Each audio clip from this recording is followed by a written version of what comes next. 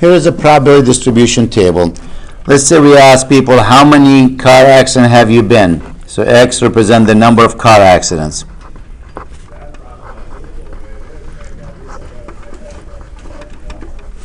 And this is the probability. When we did that, we found out like 10 out of 75. We divide that, we get the probability. 0 car accident, we have 0.30. 1 car accident, we had 0.45.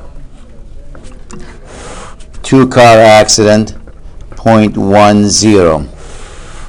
3 car accident, 0.05. And 4 car accident, 0.02. If I say, given this table, assume this is the probability distribution table. Is this a valid probability distribution table? To be a valid table, there are 2 conditions you have to satisfy. One of them, that the probability of any of these events has to be between 0 and 1. Is every number here between 0 and 1? Yes. And the second condition, if you add all these probabilities, if you add them all, the sum should always be a 1. If I add these, what's the sum? 0.92. That fails this test. This is not a valid probability distribution table. Now I can make the last one 0.1 instead of 0.02, and that becomes what? A valid probability distribution table. Is it accurate? That I can't answer, because they could be lying to us, but I can tell you in terms of a table, it looks like a valid table. So what's a probability distribution table? It's a table that has the random variable X here. X could be anything, the number of kids you have, the number of car accidents, number of textbooks you bought, how many iPhones you had so far, and the probability of each one of them.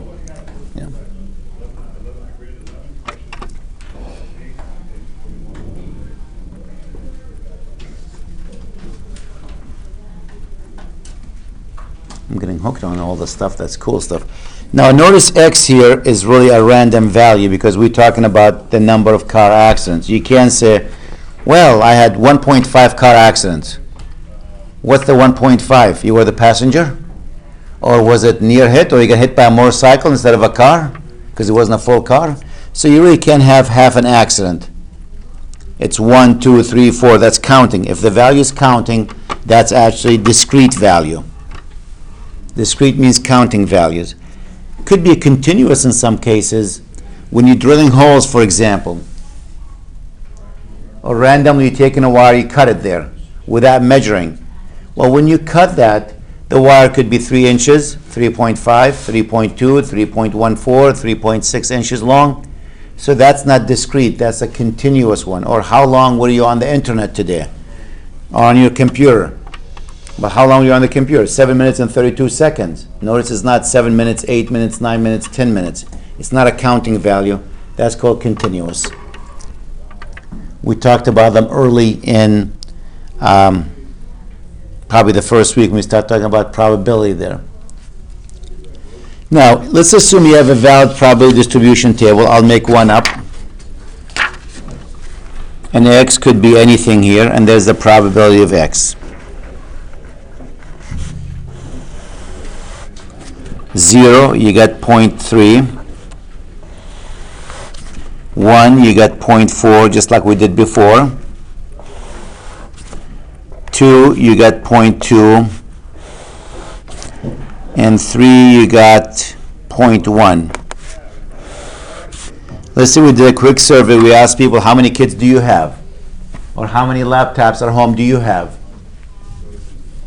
0, 1, 2, 3. 30% of the people, I still don't have any computer at home or laptop. 40% say I have 1 computer at home. 20% 2. 10% 3 laptops or 3 computers at home. Does this look like a valid probability distribution table? Yes. The probability of each one between 0 and 1, when you add them, what's the sum? 1.0. So that does look like a valid probability distribution table. If I want to calculate the mean or the average, The mean is the average. If I want to calculate the mean for that, the way we calculate the mean is the summation of x times the probability of x. So what I need to do is create another column that takes x multiplied by the probability of x.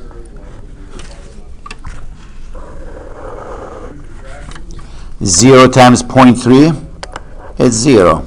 1 times 0.4, 0.4. 2 times 0.2, 0.4. 3 times 0.1, 0.3. What's the sum? 1.1. The average family in Springfield, Massachusetts has 1.1 laptops at home, or 1.1 computers at home, if these numbers are accurate. If I'm looking for the standard deviation, so again, to calculate the mean, the average, which is the same, by the way, as the expected value, we'll be talking about the expected value shortly. It's the summation of x times piece of x.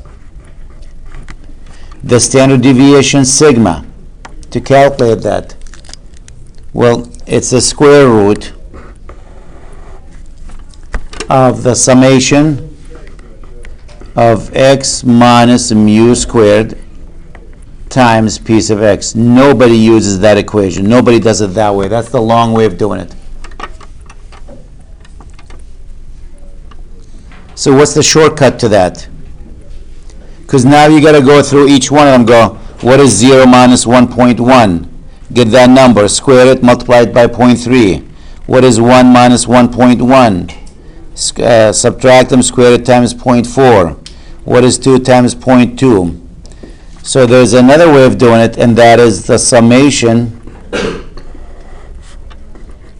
of x squared times piece of x minus mu squared. I'll do them both ways. This is the shortcut right here.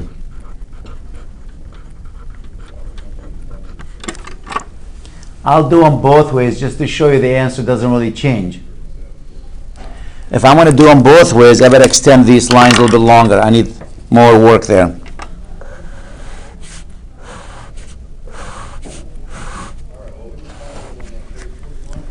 So I need x minus mu squared times piece of x.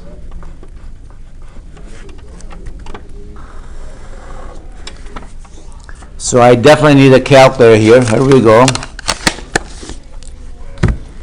0 minus 1.1. Oh, turn it on first. 0 minus 1.1. Get the answer. Square it. Multiply it by what? P of x, 0.3. 0.363, the first one. The next one. 1 minus 1.1. Square it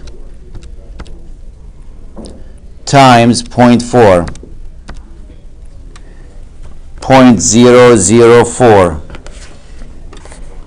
The next one. 2 minus 1.1. Square it times 0.2. 0.162. The last one, 3 minus 1.1. Get an answer. Square it and multiply it by P of x, which is 0.1.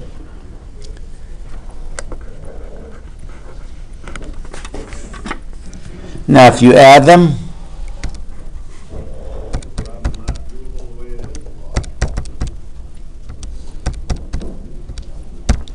I came up with 0.89 if I did all the right buttons.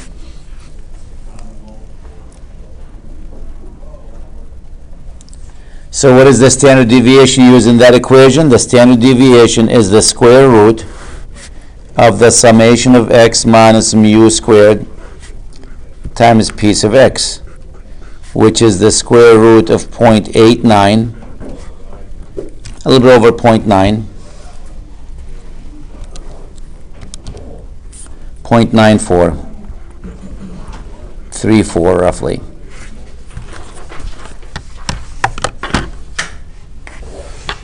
As I said, nobody wants to do them this way because you got to subtract this, the average, from each one of these.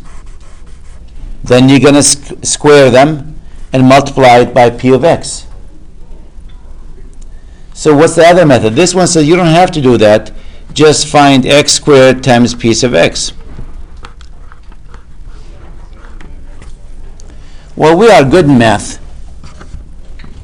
If I multiply x, this column, times this column, what would you have?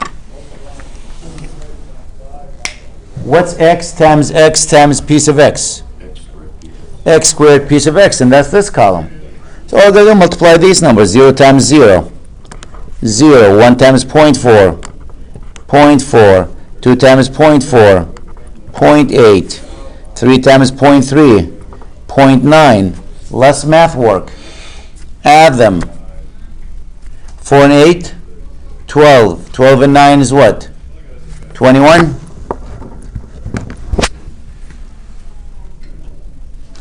So using the shortcut,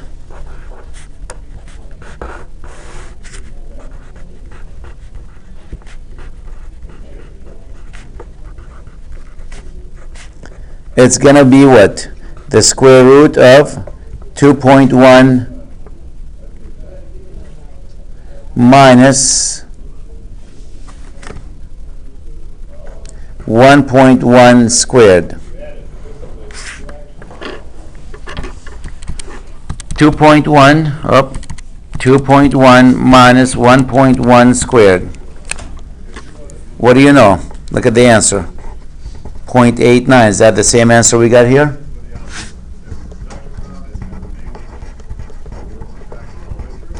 So a lot of people would rather use the shortcut, the bottom one, than the other one because it's straightforward. Less subtractions, no decimals. We lucked out here because the average was 1.1. Imagine if that average was 1.1392486. You got to subtract and carry all these digits. With this method, the shortcut, you don't have to worry about it. Bermuda.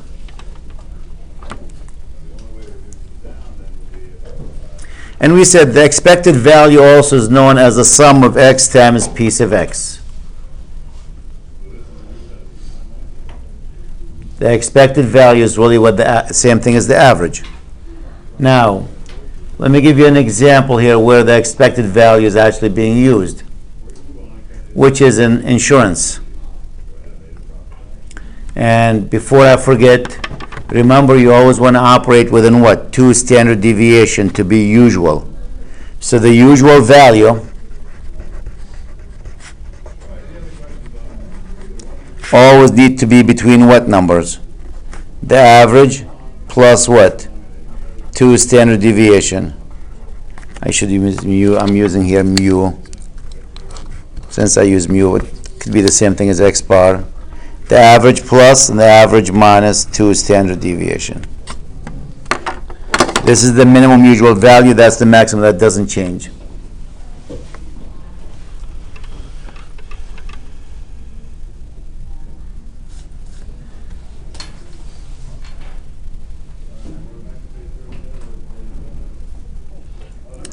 Now let's take an example, and I'm just going to make something off the top of my head because I have no idea what the percentage, the expected value.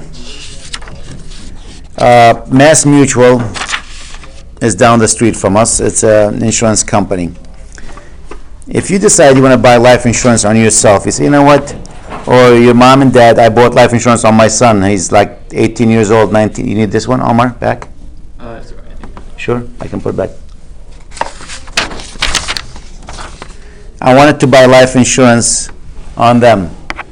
And I bought small amount life insurance on them. For somebody your age who's young, life insurance should be cheap.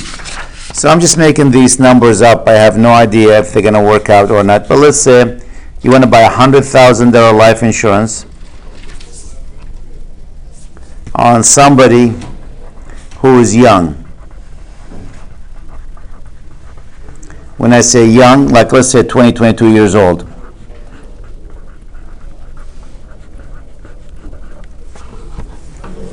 Now, normally you don't expect a 20-year-old person to die unexpectedly. The chance of that happening is very small. Somebody who's 80 years old, they have a higher chance of dying. So that's why the insurance policy, when you buy an insurance, a life insurance on somebody who's 80 years old, you might have to pay $10,000 a year, because there's a good chance the insurance company will be paying that money. Once you hit 80 years old, you're just on borrowed time now. You could go anytime. At 20, no, we don't expect you to die. So the probability somebody 20 years old will die, because they're young here, let's say is 1 out of 10,000, which is 0.0001.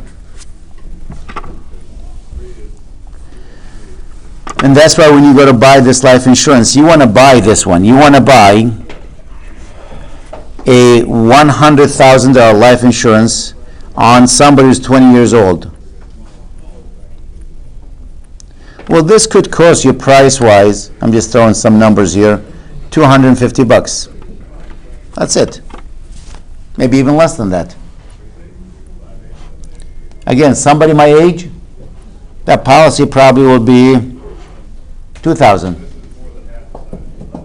They go, well, you old, you already had an open heart surgery, so hey, you're a risk. I'm probably healthier than anyone, but because of my heart surgery, I was born defective heart. That makes my policy almost impossible to get. I got to pay like a high premium for it actually that's how I found out I have that something wrong with my heart. I was buying a $1 million policy and I was in tip-top shape. I said, I'll get it for $1,000 a year. Nobody's healthier than me. I work out, I eat good, I don't smoke, I don't drink. Then they found, oh, there's a little hardening in your heart. There's something is not right there. Continue testing. Didn't listen to them. I collapsed at the gym. And that's when I found out I have a defective valve. It wasn't even working. So for me now, because I'm a risk, that policy will run me probably $10,000. So I don't buy them. If I'm going to die, oh well. So let's see what the expected value for Mass Mutual. Expected value. There's two people to deal with here. Expected value from my end, expected value from Mass Mutual, the insurance company. Mass Mutual perspective. That's the insurance company. Well, Mass Mutual looks at that two ways, and we look at it the same way. Either going to win or we're going to lose.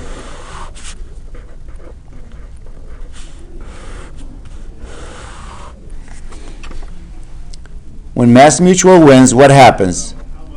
You bought a policy for $100,000 and you didn't die. If you didn't die, what happened? That $250 they collected from you. They keep it. So they won, or they'll win $250 there. They lose now if somebody happens to you. If you die. Well, what do they lose?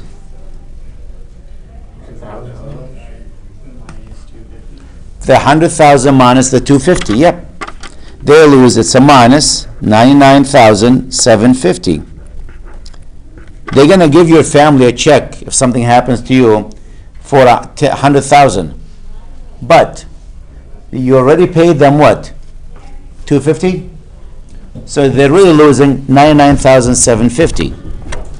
Then the other side of it, look at this is X here. This is the probability of that happening. Now, what's the chance they'll win? That means you will not die. You will not die. The chance is what? 0.9999. And what's the chance that you will die? Somebody your age will die.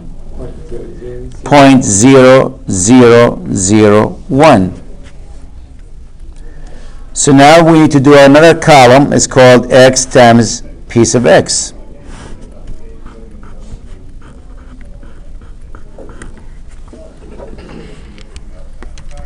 So 250 times $249, $249.975.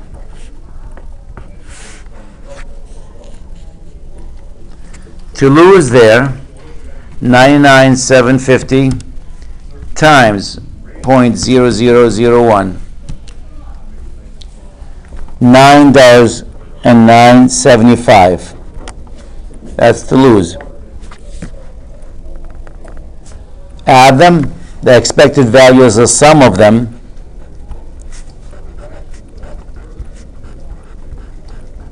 The sum of them is what? Positive $240. That means on every life insurance policy they sell to somebody who is 20 years of age, they make $240 on that policy. That's the expected value. That's what they expect to make. If that was with respect to you, there'll be a loss minus $240. For everyone who buys a policy, they expect to lose as an average $240 as an average. Mass Mutual expect to make about $240 from each policy they sell.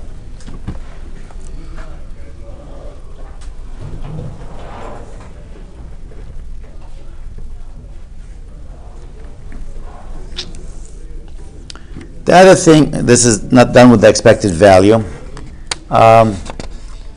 Going back to unusual result, rare event. Sometimes you do an experiment, we say the result is rare. Meaning what? You flip a coin 1,000 times and it lands on head 975 times. That really shouldn't happen. Unless you sat there flipping that coin, you got it to a science, you master it with the flick of your hand, you can make it rotate 12 times each time. Just like when you go to this amusement park and you have the game, especially the one, the basket, you throw the ball, supposed to land in the basket. We could never get in the basket. Go, oh, it bounces out. But the guy who works there, or the lady, they throw it in, it lands in all the time. 9 out of 10 times that ball in the basket. Same thing with them. You go to Foxwood Mohegan. These guys actually can throw the dice. They can make it land on a number based on how they hold it. I mean, they practice it and practice it and practice that wrist, that movement there, to make sure they know how many times it's going to flip in the air. They probably videotaped it to see how many times. They go, oh, you know what? If I hold it this way, by the time I flip it, it's going to spin 3 times, will land on that number. So there's a way some of these guys can actually master it, make it land 50 times on head versus 10 times on tail, But assuming everything is normal, then when we look at values, is it usual, unusual? So unusually high, you hear that term.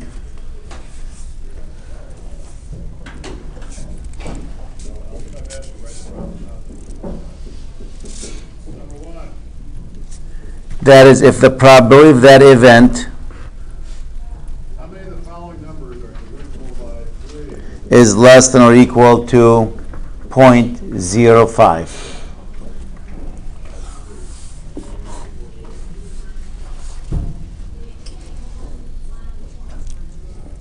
So if the probability of X or more, I should say, maybe the probability of X or more, better choice, is less than or equal to 0.05. That's unusually high. The same thing with unusually low.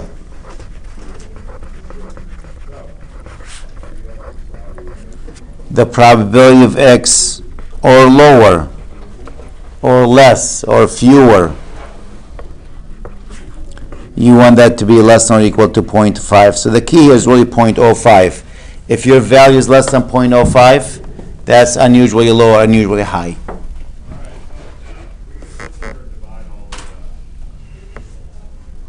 So you might encounter those terms as we do in the homework assignment. This is this unusually high?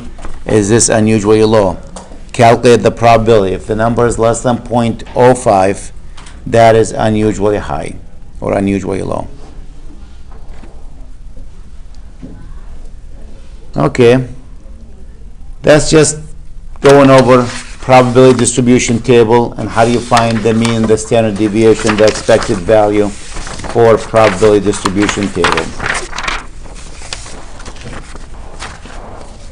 Maybe I'll break the video into two parts. I'll leave this a separate part and I'll go to the next one.